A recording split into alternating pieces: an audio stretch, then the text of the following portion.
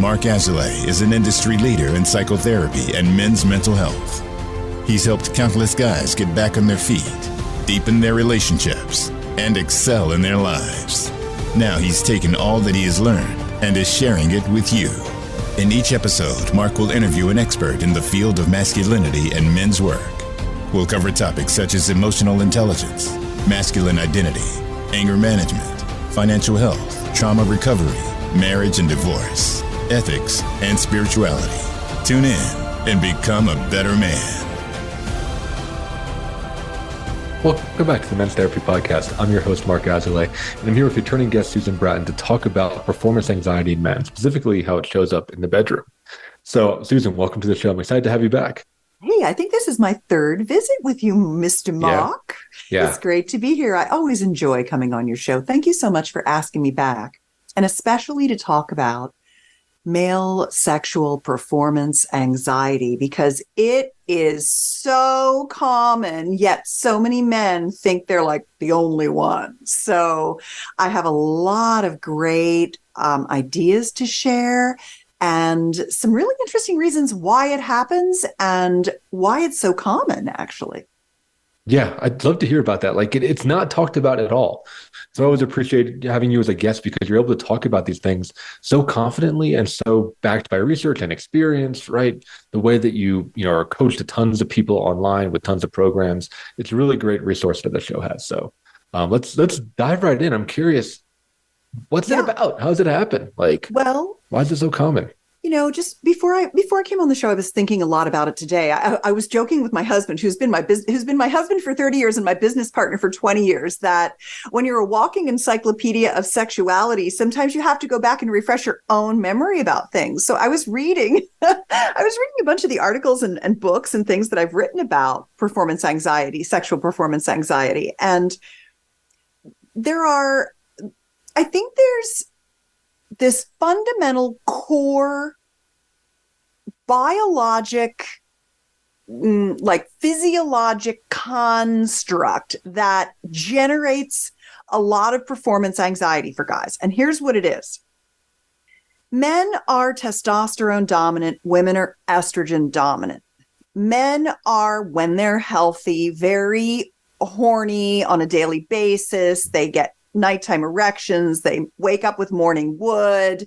They kind of have to be ready at the drop of a hat when she's ready to go, because they can never tell when she's going to be ready. And by the way, when I say he and she, I'm very supportive of fluid gender expression. I'm really just trying to highlight the difference between the penis owning Homo sapien and the vulva owning Homo sapien, because when you compare and contrast, most people are generally in heterosexual monogamous relationships. And so it's a good foundation to just kind of look at with scrutiny and then take from it what you can if you're not that.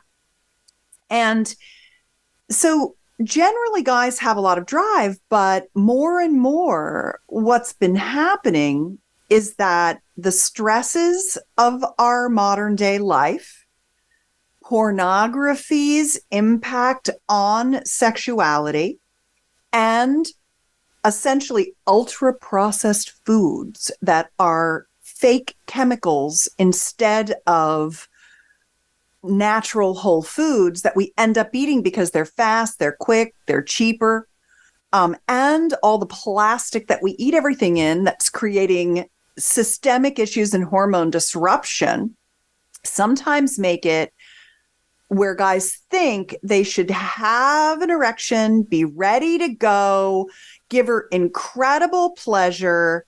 And what men really want is they want to do that. They want to give their partner incredible pleasure.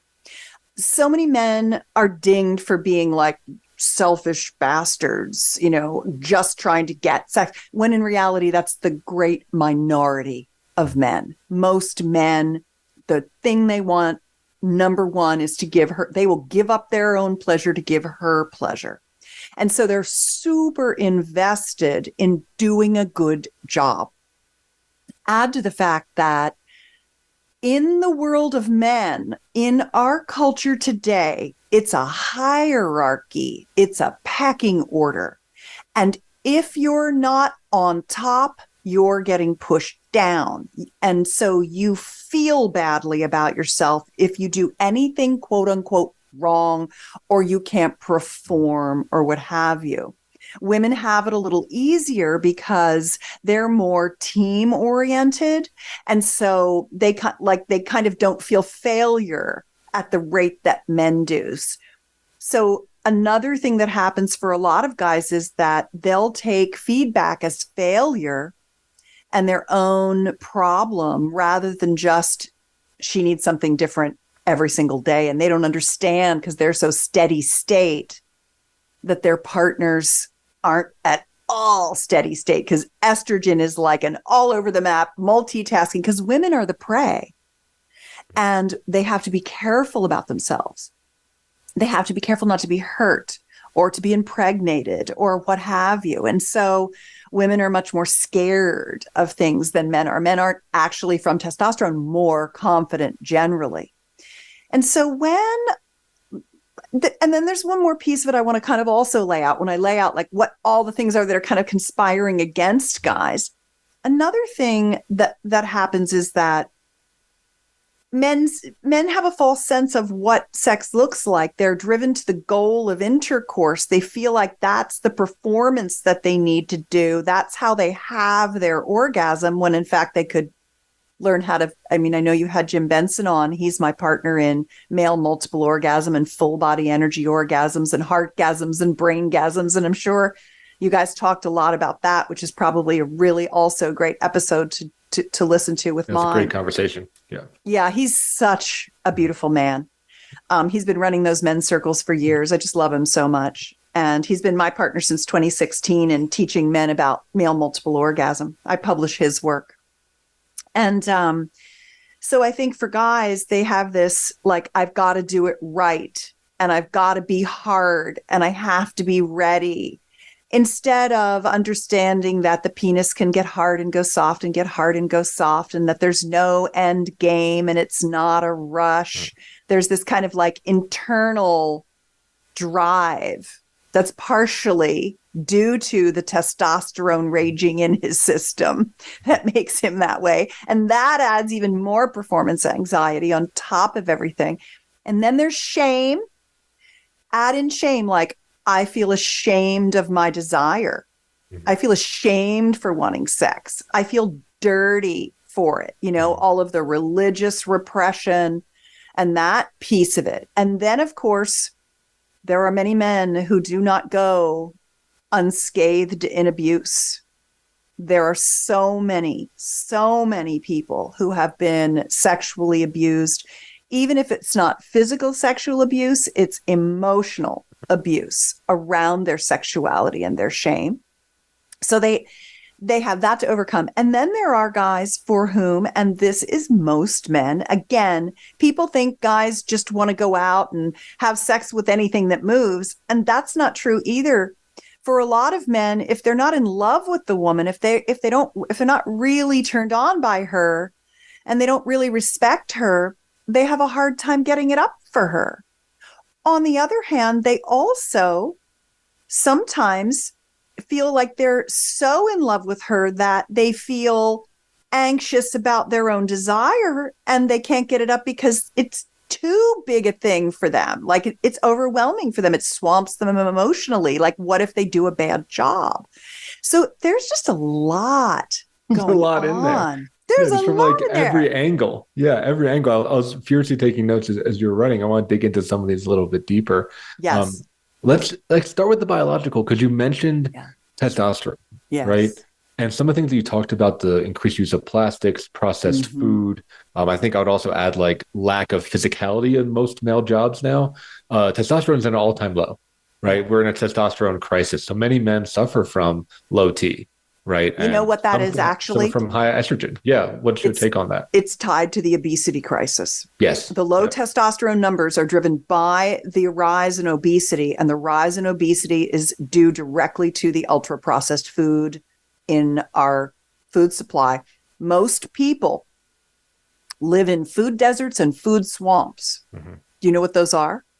Yeah, a food desert, right, is no access to real like whole foods. I haven't heard food swamp though. What's A that? food swamp is where all the food available is just processed fast foods, like Okay. everything is a Yeah. Kentucky Fried Chicken and a whatever, curry shop and, all those kinds of things.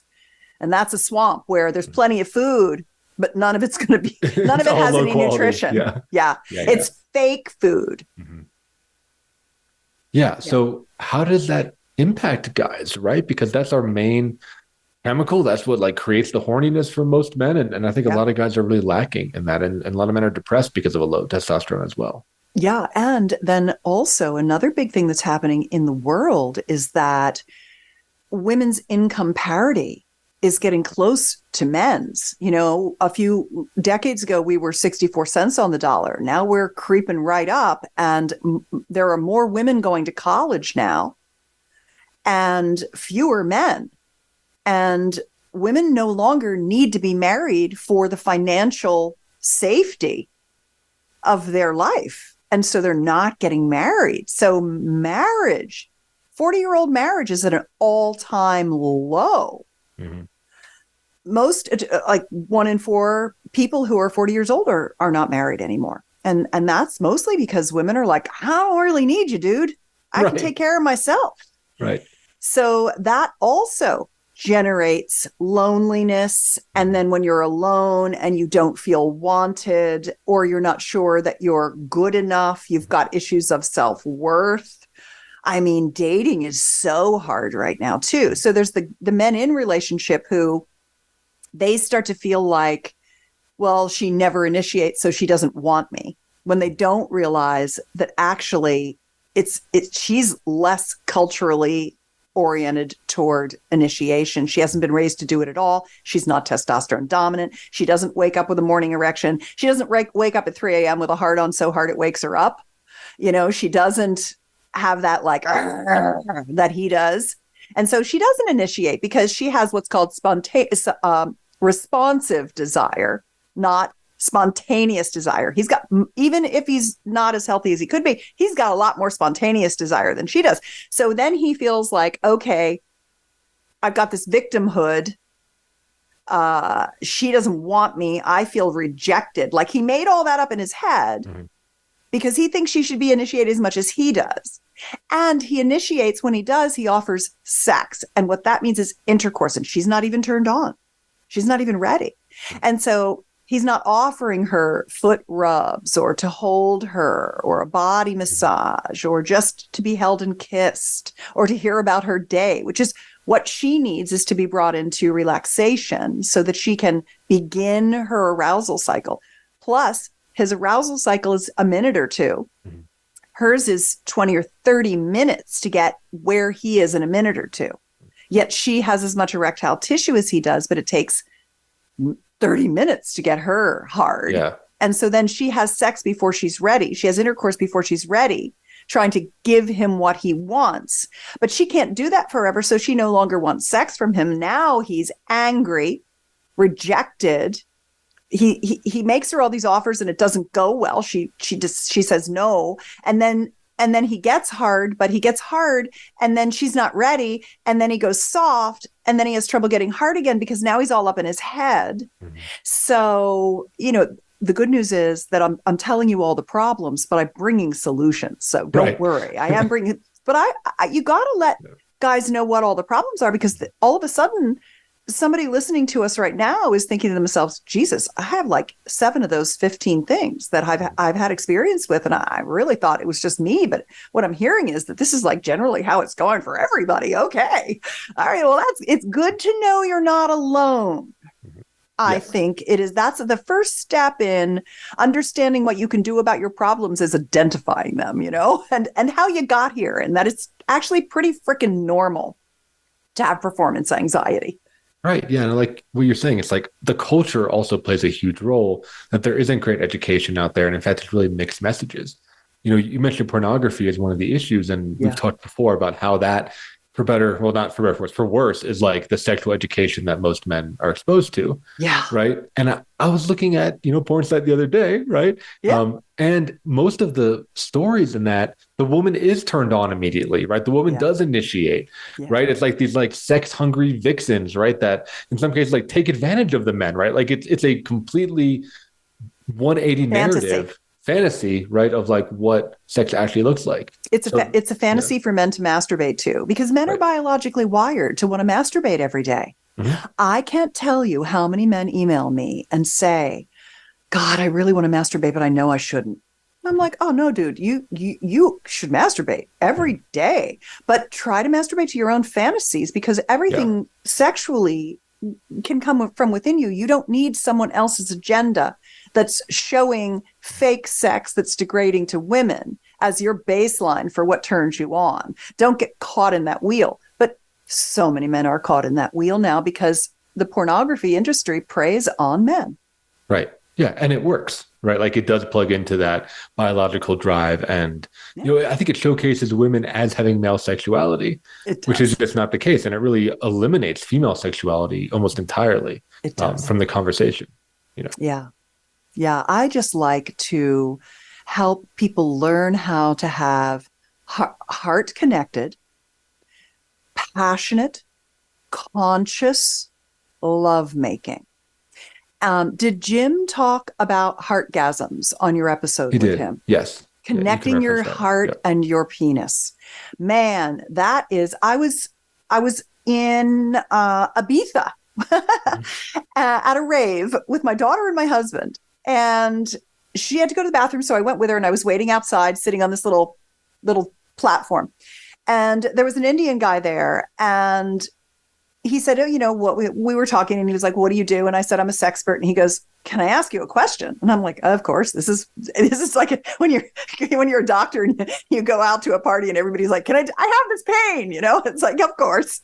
This is how we get good at what we do. We hear everybody's stories. And he said, I'm like 27 years old and I've never really felt like sex was any good. I just feel empty inside when I have sex. It's just like no woman has ever been really great. It's not ever been good. Is sex really good? Is it really? And I said, I know exactly what this guy's issue is. He's just using friction. He has no connection. He hasn't connected his man cannon to his love muscle. He's got a love muscle disconnection between the one in the south and the one in the north in his body. He's not bringing his heart to his lovemaking. And I think in many ways, the solutions I'm about to tell you for all these different performance anxieties, some of them are physiologic and some of them are things that will help mentally. And others are just concepts like, hey, the reason it's not satisfying to you and the reason you're disillusioned with your sex is that you're right. You've never had good sex because you've never brought your heart to it. That's what good sex is. It's not friction, it's connection. And that little nugget right there is the single most important piece in solving performance anxiety. Love that. So we're going to go to our first commercial break. When we come back, we'll talk more about that, because those are some of the questions I have. Is exactly right. That guy that never felt connected. And if you're listening, the guy that's in a long-term relationship that has felt now disconnected, right? That thinks of sex as conquering, right? Or as winning. And when you have a wife and a kid and you have your family, you don't have to do that anymore. Yeah. So when we come back, we'll hear some solutions from Susan about how to overcome performance anxiety and work on it in the bedroom.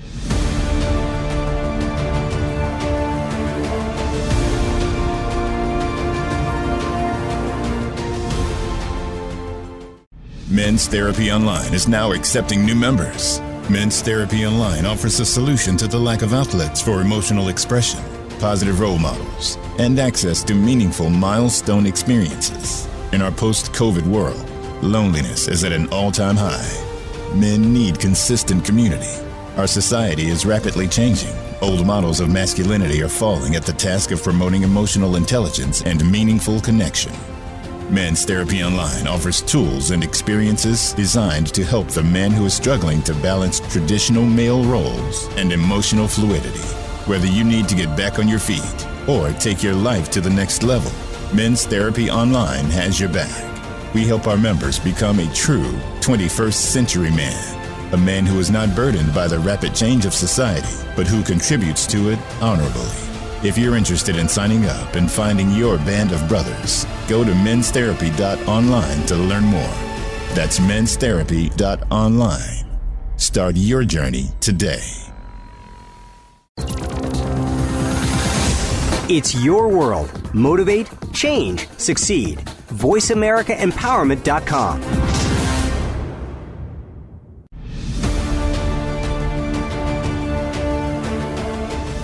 You are listening to the Men's Therapy Podcast with Mark Azalea.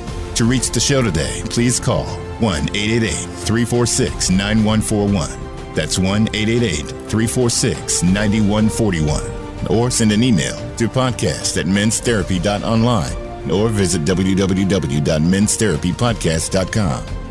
Now, back to the Men's Therapy Podcast. Welcome back to the show, Men's Therapy Podcast. We're sitting here with Susan Bratton, and you left us with a great kind of hook for the next time. This idea of men needing to bring their heart and needing to bring connection into the bedroom. Yeah. And you talked about, just speaking to a younger man who never really enjoyed sex. And I'm really interested in that archetype because I see that a lot in the clients that I work with too. Yeah. And like you said, there's this stereotype that like men are sex driven. All we think about is sex, and we're horny or we're perverts or predators or whatever, especially in my generation. Like in the millennial generation, I feel like we were beaten over the head with that. A lot of the millennial men of like, do not be this like, chauvinistic guy. Mm-hmm. Right. So then to hear that a lot of young guys feel that way makes a lot of sense, right? It because does. I think we're really lost and confused. So yeah, take it away. Tell us more about that. Let's talk about the love muscle and how it works. And I don't mean the one in your pants. I mean the one in your chest, really. Because until you get that love muscle working, the one in your pants isn't going to work well for you either. And here's the way the heart works.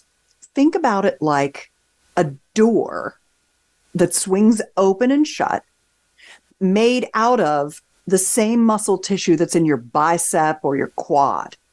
It's muscle tissue. And it takes muscle to swing it open and swing it closed. And it takes the same amount of muscle to open it as it does to either prevent it from closing or keep it closed. And learning how to love. You don't automatically know how to love. It is a practice. And when you love, when you are actively giving love, you are strengthening that muscle, and you actually feel like you have more love in your life when you're giving than when you're receiving. If all you got was someone who was just loving you, and you were just taking it in, you would not feel like there was as much love in your life as when you give love. It's a very tricky little thing, that heart. And when you love fiercely and you put everything into it, and then it gets taken away by betrayal or death or any kind of loss, it hurts really badly. But it doesn't hurt as much as it does if you never use the muscle. You have to keep loving and giving love, and you'll start getting it back, and you'll start feeling it. You'll start feeling more, and you'll start being able to connect it to your penis. You'll be able to connect your heart to your penis, and you'll feel like sex becomes less of a performance, less friction, and more connection. So that's the first thing. The second thing is that anxiety. The anxiety is you wanting to do such a good job and to be respected that you are too hard on yourself. And you have this expectation that there's some perfect way of being during sex. You have to show up. turn her on, give her orgasms, have this massive hard on, have sex with her so that she comes and comes and comes, and then you've done a good job. And that is not at all what she's actually looking for. It's a little piece of what she wants, of course, but it's not really what she's looking for. What she's looking for, and I bet Jim told you this too, Jim Benson, was your presence. Because when you're all caught up in your head thinking about, are you going to do a good job? Or, oh God, this thing happened before, I hope it doesn't happen again. Jim calls it catastrophizing. You're thinking about the future or the past. You're not in the present. And so one of the most common techniques that psychologists and therapists, sex therapists will do is they'll use a technique called sensate focus. And that is paying attention to what's happening right in the moment and staying with what is happening in the moment. And going back to the first thing that I mentioned, heart connection. When you open your heart to the person and you can look them in the eyes and you can laugh and feel good with them, and it's less about this goal. Your testosterone is trying to get you to the goal. There's this bullseye ahead of you, and the bullseye is her vagina, and you've got to get in there with a hard penis, and you've got to give her an orgasm so you can have an orgasm, because isn't that what sex is? No, it's not. Sex is holding, caressing, massaging, touching, stroking, loving, looking in each other's eyes, noticing what's happening in the room, taking breaks, relaxing, chitty-chatting, having a glass of water. It's all of that, plus kissing her, playing with her breasts, touching her belly, squeezing her buns, stroking her thighs, enjoying her vulva in a million different ways. It's all that stuff. And so when you get out of this default mode of full speed ahead, I've got to have a hard on, I've got to make her come, and you relax into the moment of joy and pleasure and love and heart connection, the performance tends to wane. That being said, there are a couple of physiologic coping mechanisms that you can also do. One is taking St. John's wort. I know that sounds like an odd thing, but St. John's wort, now there are a lot of people who are already on antidepressants and anxiolytics, which are anti-anxiety medicines. Don't combine St. John's wort if you're already on a pharmaceutical medication. But if you're not, and you just feel a little like edgy and stressed out, St. John's wort is the #1 prescribed natural supplement in Europe. They're not all on pharmaceuticals over there. But when they feel stressed out, they take St. John's wort, and it tends to really calm them down. Do your research, read the contraindications, talk to your doctor about it. I am not a doctor, so I can't tell you what would be right for you. But it's an interesting thing to use something that is a calming mechanism. The other thing that I think is really very interesting is CBD. It works on the endocannabinoid system. It has no THC in it. It comes from the cannabis or hemp plant. And it tends to be mildly soporific, not tiring necessarily, but calming. And sometimes just a little bit of CBD, just a couple of drops. You have to titrate it, which means you have to start low and slowly work your way up to your level of comfort. It works better when you take it consistently, just like St. John's wort, than when you just try to do a whole bunch of it to calm yourself down. That's not the way to do these kinds of things. Plant medicines are mild and effective for many, many people. And they are not the worst thing in the world to do. They are natural ingredients. And that might be something that can help kind of like quell the stress mechanisms, the cortisol, the adrenaline, same word, same hormone, 2 different words for it, depending on what you've heard.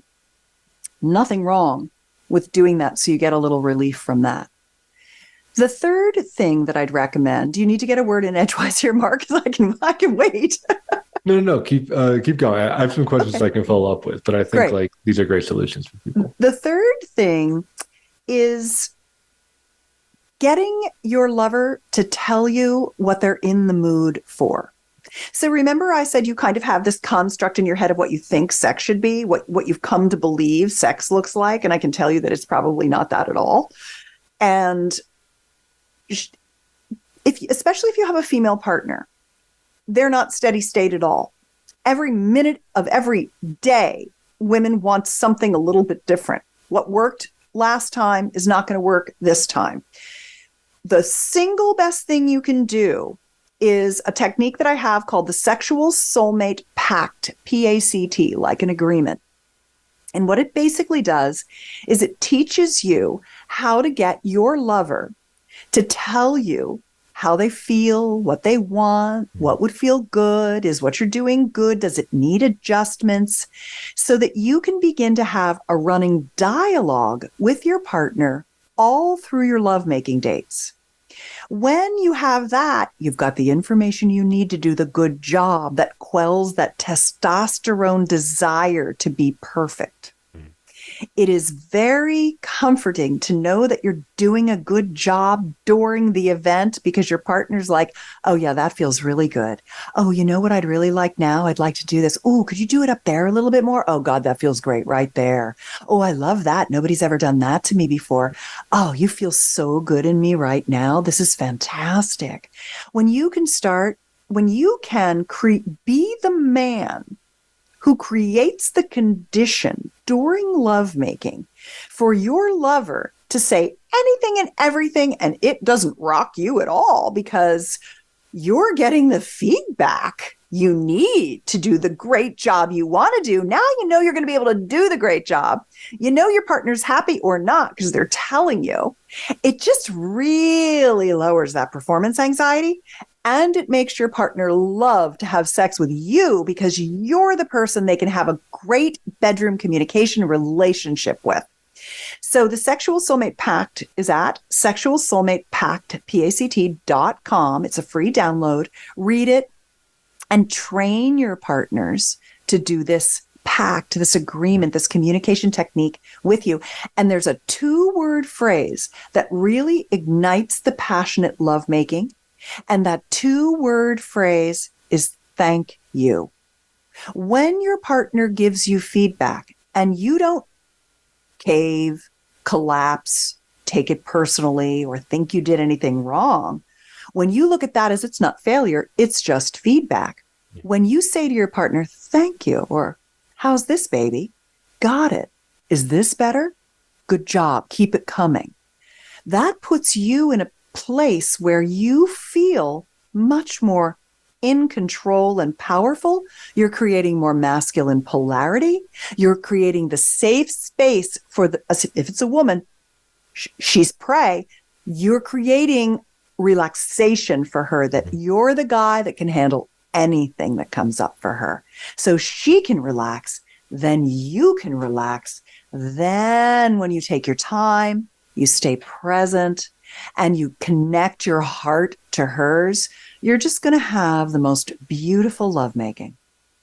Yeah, that's very well said. Thanks, Mark. I think it really demystifies the whole process. And I think the communication is critical. And like you said, men's desire to do a good job. I would say men's desire for like mastery and growth and improvement, right? All get brought up through this, right? Because you got to talk about it. If you don't talk about it, then it's just this weird black box, So I wanted to bring you back to, we talked about what sex is or what could be, right? Of like spending time, intentional presence, more play, right? More relaxation. How do you get a guy to open up to that, right? Because I think we're conditioned that it is this porn thing, or that it is about conquering, or that it is fast, right? And I think many men, when I talked about this, they're really uncomfortable in those emotionally intimate spaces, right? Like, when we think about love, we think about providing, right? We think about doing things or money, right? And we think about sex. I think it's very difficult for men, not impossible, but difficult to understand this more emotional framework that you're talking about. So I'm curious, what would you say to a guy like that? Yeah. Men have been so shortchanged in our society around emotional spectrum, the emotional spectrum of feeling all the feels. And a female partner especially can be such great guidance around how to begin to feel connected and to feel emotion and to feel love and to practice love. And they really do respond very beautifully to that. It's a learned skill, these feelings things. It is. It's a process of discovering yourself. It's a process of maturation. It's a process of providing structured safety for another human being that makes you feel powerful and in control. It's a process of exploring your vulnerabilities and finding the words. I love the emotion wheel. Do you know, I'm sure Yes, you use that in your practice absolutely. all the time. Yeah. I think emotion wheels are such a nice thing. You can Google it, emotion wheel. It's like 300 words for your different feelings, for all of the different feelings you might have. Those emotion wheels can be very, very helpful for men initially to be like, oh yeah, these are the things I'm feeling. And it can help you pinpoint how you feel. Women are very comfortable comparatively in this space. And so you can say to a woman, I'm really learning how to slow down, be present, connect my heart, and speak to my own emotions. And I'd like your help with that. And I want to know what you're working on and how I can help you and support you. I'll leave you with this one last piece. And that is that a lot of guys come to me and they think what they want to learn are techniques. I want to learn how to go down on her. I want to learn how to give her orgasms from intercourse. I want to learn how to give her breast massages or yoni massages. I want to be a better kisser. And I teach all of those things in great and specific detail, step by step, most of it for free, because I want people to have all of those things. The things that I charge for are advanced orgasm techniques when you really get to mastery level. Female ejaculation, expanded orgasm, male multiple orgasm. Those are the kinds of things that are like second and third level. But one of the things that people really want and need help with are ideas for fun things to do in the bedroom. If you're going to break that belief system that this is what sex looks like, and you want to expand into more pleasure and fun, I created a download that is a list of 48 erotic play dates. It's called the Sex Life Bucket List. It's at sexlifebucketlist.com. I give you a 40-minute video where I walk you through all 48 of these fun erotic play date ideas. And then you can you can suggest ideas to your partner. Hey, I've got 5 ideas that might be fun. Do any of these sound like things we could do together? When you move it into play, and you find things she wants to do or they want to do with you, it takes it away from sex and performance and into learning as beginners together. And that makes it really fun. Yeah. I think, we need to learn how to play, right? So that it doesn't feel like a job interview, which I think it does for a lot of guys.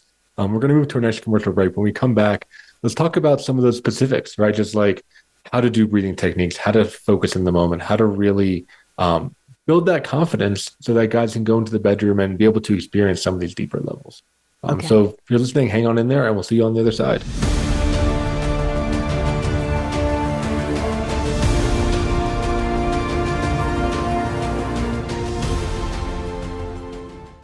Men's Therapy Online is now accepting new members. Men's Therapy Online offers a solution to the lack of outlets for emotional expression, positive role models, and access to meaningful milestone experiences. In our post-COVID world, loneliness is at an all-time high. Men need consistent community. Our society is rapidly changing. Old models of masculinity are falling at the task of promoting emotional intelligence and meaningful connection. Men's Therapy Online offers tools and experiences designed to help the man who is struggling to balance traditional male roles and emotional fluidity. Whether you need to get back on your feet or take your life to the next level, Men's Therapy Online has your back. We help our members become a true 21st century man, a man who is not burdened by the rapid change of society, but who contributes to it honorably. If you're interested in signing up and finding your band of brothers, go to menstherapy.online to learn more. That's menstherapy.online. Start your journey today. It's your world. Motivate, change, succeed. VoiceAmericaEmpowerment.com.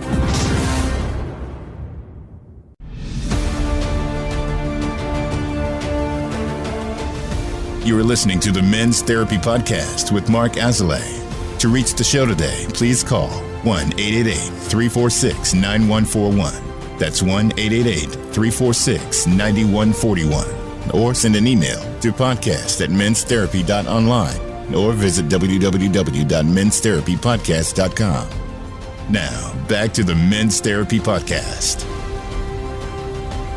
Welcome back to the show. In this segment, we talk directly to you, the listener, with some tips and techniques for how to just improve your life, right? How to get over this performance anxiety, make a better experience in the bedroom. And we were talking during the break, Susan, and let's talk about setting up the lover space, right? Because what I hear from a lot of my guys, especially the older ones that have been married for a long time, they have kids, they have a job, right? They have a very busy life. Sex falls off the wagon, right?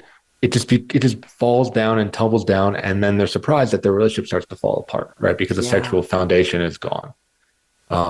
So how can a couple that's in that situation start to build back that place of love and play? Yeah.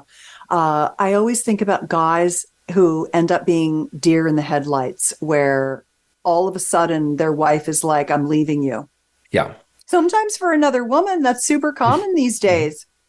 Midlife women are like the biggest neo-lesbian cohort. And they're like, my wife left me for another woman, They're like the last to know. They don't see the signals. And she feels like, I've been telling you for a decade I'm going to leave. And he's like, I didn't hear her ever say that one time. That's very, very common that the masculine cannot read the feminine signals. That happens in dating too, and flirting. The woman is like, I was flirting my brains out with that guy, and he just like was completely clueless. So we're just dealing with that, the Mars, Venus, good old John Gray stuff, right? We speak a different language. So one of the things to understand about women is that, and I said this earlier, we're not oriented toward initiating sex, and we don't have spontaneous desire. We have responsive desire. It takes us 20 to 30 minutes to get turned on once we're calmed down, because our reticular activation system is always on high alert because we're prey, even when we've been totally taken care of by our husband for 30 years. It's just wired into us like you waking up horny and wanting to have sex is. It's just, that's how we're different. And so when you begin to acknowledge that and you stop offering her sex that she's going to turn down, and then you're going to feel rejected, and you get out of that loop and you realize she's not rejecting you. She's just not in your same body. She doesn't have those same feelings. You can start to make her smaller offers. And when you make her smaller offers that help get her into her relaxation state and get her connected back to you, then she can begin to climb her arousal ladder and remember that she really does like to have sex with you. And so as the man, I really recommend that you do the heavy lifting in this particular part, which is what I call setting the lover space and making small offers. And setting the lover space is essentially, though biologically you're wired to be able to just drop trow and go for it at any time, anywhere, like that's a gross over exaggeration, but it's generally reasonable to say that the man will, like, if I said to my husband, if I walked upstairs and I said to my husband, do you want to go have sex right now? He'd be like, okay. Like he'd be yes. Well, I'm never going to do it. I'm a sexpert and I've been married to him for 30 years, Mark, and that's just never going to happen. That's how it works. But if you were to, he would be down. Yes. Exactly. And so guys can relate to that, right? And so the thing that you have to do is you have to give a woman what she needs to be able to enter into a situation to relax so her arousal can respond. And setting the lover space really helps because you know how fussy we are about things. If the sheets aren't clean, if there's a pile of laundry, if it's too cold or too hot or too bright or too dark or whatever. If the conditions aren't right for us to relax and get into our turn on, we're not going to get there. Make the conditions. Just make the conditions. Honey, I made the bed. I put the waterproof cover on top. There's a pitcher of water. The light is the color you like. I've got the fireplace on. Your sexy favorite playlist is playing in the bedroom. And I've got a clean stack of towels and your favorite lubes, and your 3 sex toys are on the bedside table. And there's zero pressure to have intercourse. But I thought we could start by, I could hold you. I could give you a foot rub. I could give you a back rub. I could rub some pain cream on your hip. Like what, whatever you need, what do you need, baby? What do you want right now? What are you in the mood for? Is it a glass of Chardonnay and a foot rub and you tell me about your day? Let's just go lay down together and connect and just drop in to our love bubble. I've just created the bubble. It's all ready for you. And if you don't want to have sex, I am not going to be mad. I'll just masturbate, right? It's no problem. 9 times out of 10, she's going to want to have sex once you can get her in there relaxing. And she gets stuff off her chest and gets it out and gets out of her head, and you get her into her body and it feels so good. That's what we need. So I always say to guys, just like you take out my husband's been taking out the trash without me asking him for 31 years. Mark, 31 years. I've never asked the man to take a bag of trash out. If there's a vermin or a spider or a scorpion, there's no question who's going to be handling that in our marriage. Yeah. It is what you do. Yeah. You also initiate the relaxation mechanism that leads to her arousal. You don't initiate sex. Sex is too much for her. But if you initiate arousal and if you initiate relaxation, you're going to get so much sex. She's going to be like, oh, all right, I'll do it.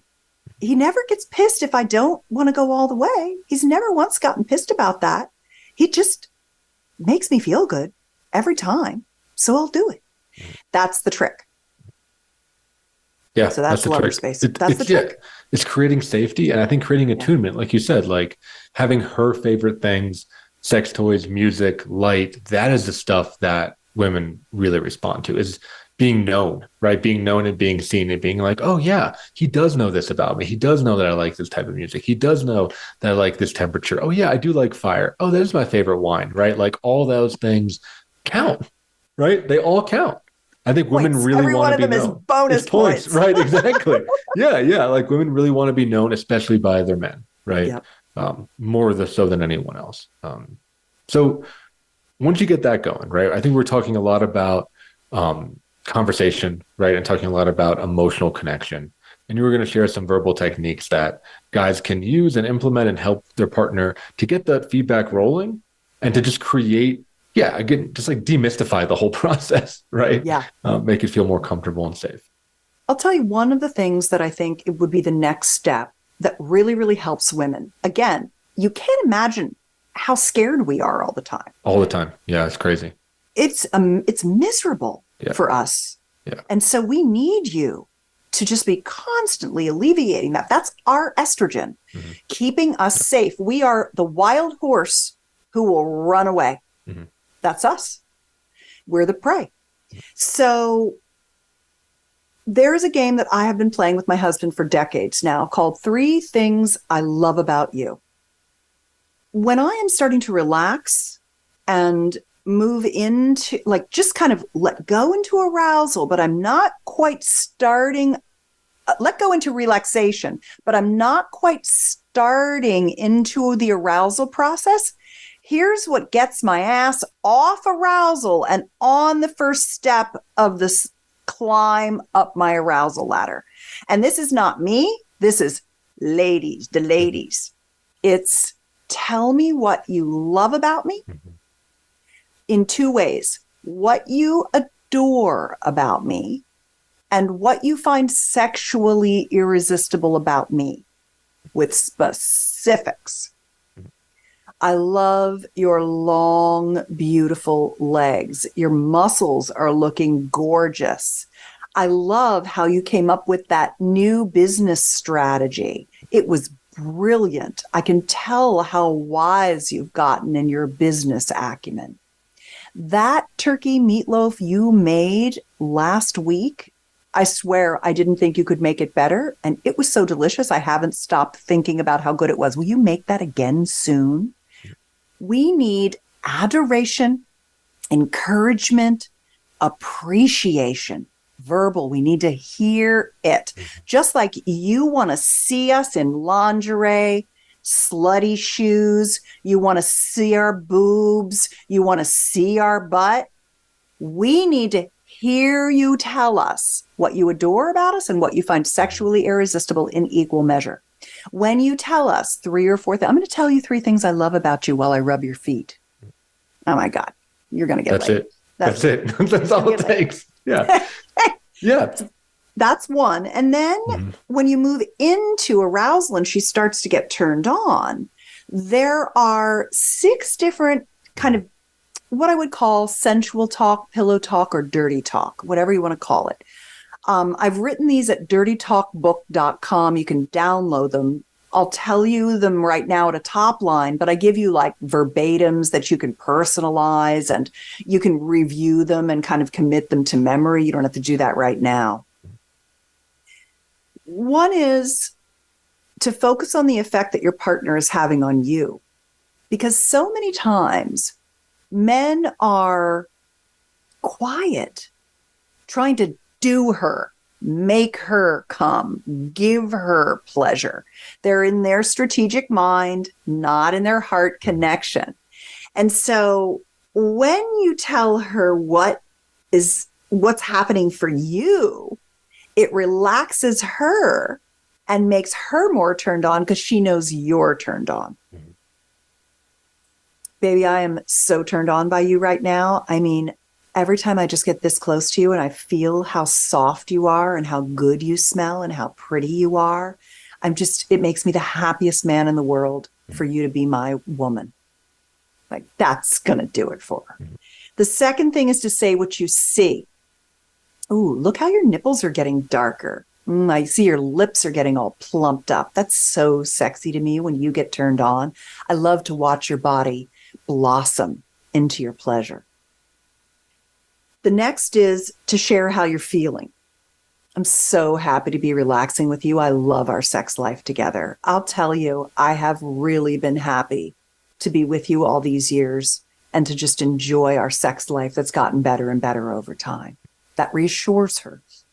You can tell her a sexy story. How about if I give you a yoni massage, which is a vulva massage, a woman's genitals, massaging her genitals with some warm oil. How about if I tell you a sexy story while I give you a yoni massage? Would you just like to lie here and I'll tell you a dirty story? What do you think you'd like to hear about? I was thinking about that guy you saw the other day when we were out grocery shopping. I saw you checking out that big beefy guy. Do you want me to tell you a dirty story about that? Moaning and giving her feedback. Oh, God, this feels so good. Oh, God, I love being inside you. And then after sex, anytime, doing what I call sharing frames. You remember that time during sex the other day when we were doing it doggy style and facing the mirror? I was looking down your ass, down your back, and it got me super turned on. There's something about the strength of your back that just like makes me extra hard. I came so hard when I was looking at you doggy style and I could see your beautiful face in the mirror. So those are just some examples of the different kinds of dirty talk that really help you both connect in the moment, lower anxiety, and have more pleasure. Yeah, those are great. And just like to reiterate what you're saying, I think so much of it is about validating your woman, right? Like giving her feedback and noticing those things, right? Like women pay an unbelievable amount of time and attention to their appearance, to their smell, to their feel. And just like how we pay so much attention to our work and our job and our hobbies and all that stuff, like we want to be acknowledged for that. And they want to be acknowledged for all the effort they put into beauty, And I think many women feel, especially long-term relationships, feel taken for granted on that. And because they don't get the validation, they stop doing it, And then guys get confused also about that, right? The way I talk to my guys about it is men are about picking the weeds and women are about watering the flowers. Right. So for a man, you want to like focus on the negatives and kill them. That's what we do. We're predators. Exactly. Right. And for women, it's about watering the flowers, is just saying what you like, and it will grow into more of that. So Susan, thanks for being on the show. If people want to find out more about you and your work, where can they go? Well, I think betterlover.com is a good hub for my work. You can get on my email newsletter where I send out all these tips and all these free books and all that kind of thing. So betterlover.com is a great place to start. You can also slide into my DMs at Instagram. But if you're on my newsletter, you can reply to any email I send out and I will personally get it and personally reply. So anything that you heard today or a question that you have, I'd be happy to answer, because your questions are what make me good at what I do. And thank you for having me, Mark. I have always enjoyed our conversations. And congratulations on all of your continued growth and success, too. Thank you. Yeah, if you're listening, check out her stuff. A lot of stuff's for free. A lot of stuff is really in detail. She really does an amazing job of demystifying all this and helping people just be better in the bedroom, right? And really have a sex life. It's something that you don't want to ignore in your life. So thanks for tuning into Men's Therapy Podcast. We'll see you next week for another episode. Thank you for joining your host, Mark Azoulay, on the Men's Therapy Podcast. Be sure to tune in again live next Friday at 2 p.m. Eastern Time and 11 a.m. Pacific Time on the Voice America Empowerment Channel and anywhere podcasts are found. To support the show, leave a review on your favorite podcast platform. For more information or to apply to be a guest, visit www.menstherapypodcast.com.